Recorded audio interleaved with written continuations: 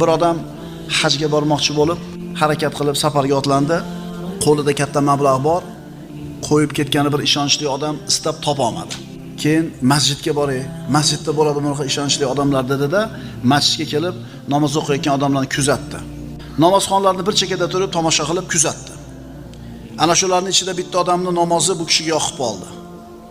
O'zini hokisor tutgan, ko'zlarini mahkam yumib olgan, qo'yinki namozi boshqalarning namozidan yaxshi. Namoz tugagandan keyin haligi odam oldiga kelib, "Vallohi, menga namozingiz yoqdi. Men hajga ketmoqchiman.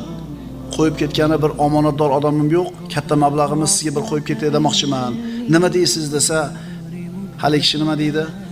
"Men yana roza ham tutuvdim bugun" dedi. Dedi, bu kishi aytdiki, "Shu rozadorligingiz yoqmadi menga." Dedi-da omonatni bermay ketdi. Shu bildirgisi kelib turadi, lekin ixlosi bor odam buni yopadi.